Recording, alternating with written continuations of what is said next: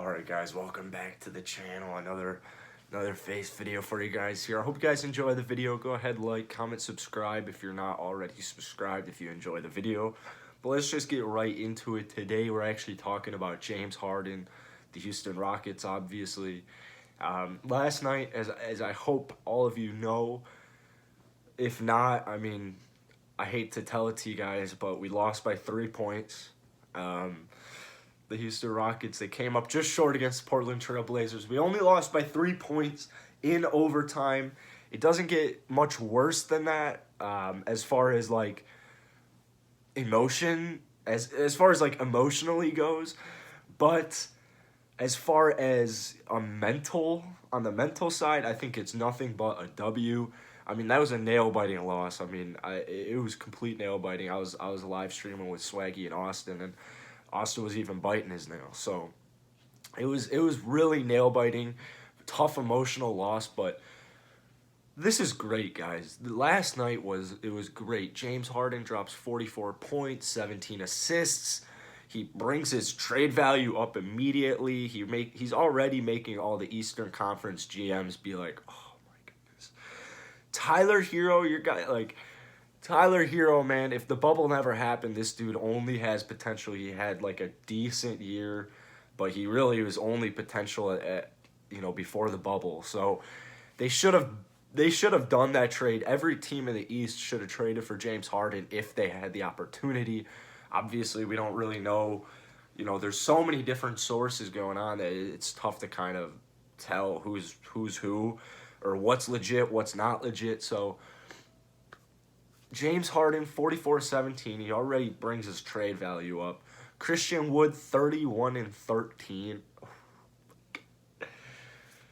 We got to start saying 30-13, put it in pen. Although it doesn't rhyme, we got to start coming up with new lingo.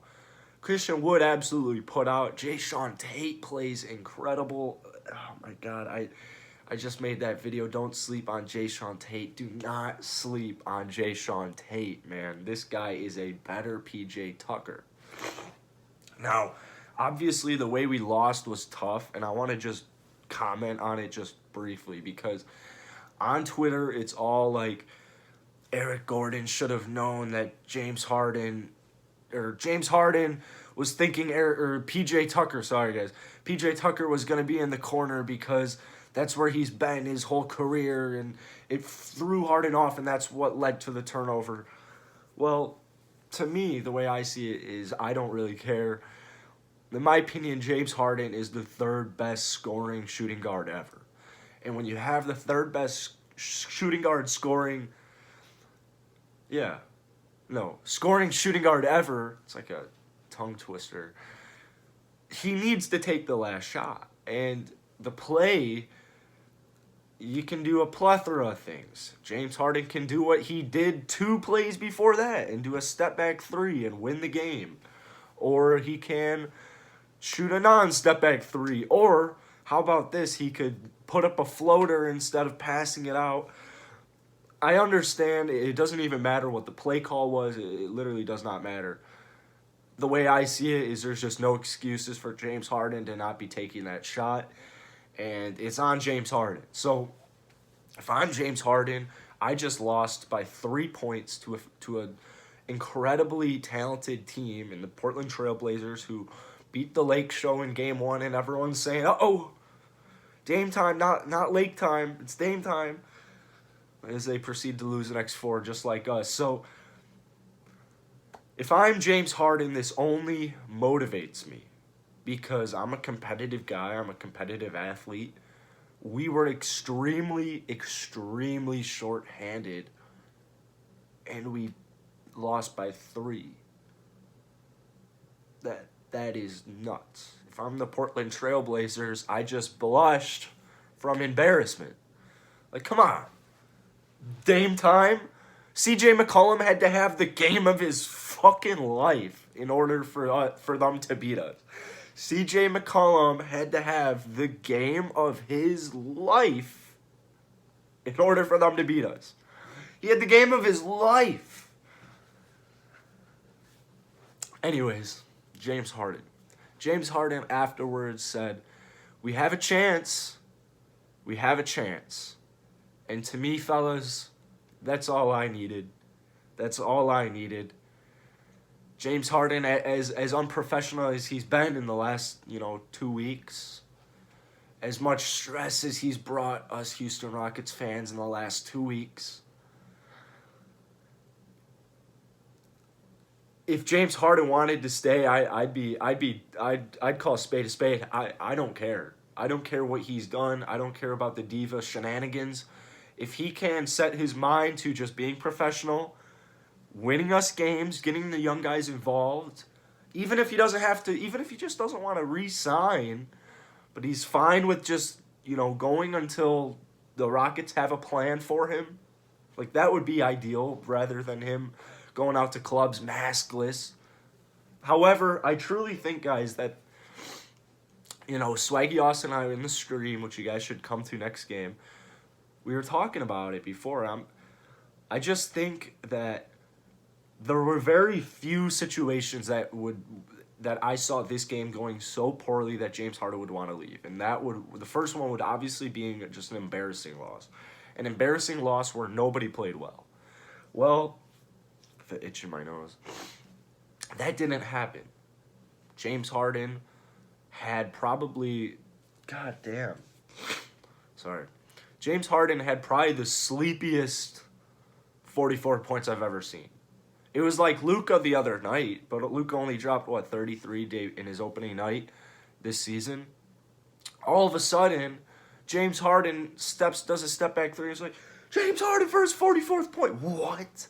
44 points? When did James Harden get 44 points? I know he's been playing, good enough. He's been passing the ball. That's the best part of his game tonight. 44 points, and it was efficient? Wow. If you could be one thing, you should be efficient. Well, another reason why I think James Harden's going to stay here is the supporting cast put out tonight. Jayshawn Tate, as I mentioned earlier in this video, do not sleep on Jayshawn Tate. He is a better PJ Tucker. He is a younger PJ Tucker. He balled out for the Sydney Kings last year. He's never been given an NBA opportunity. He played 4 years of college basketball at Ohio State.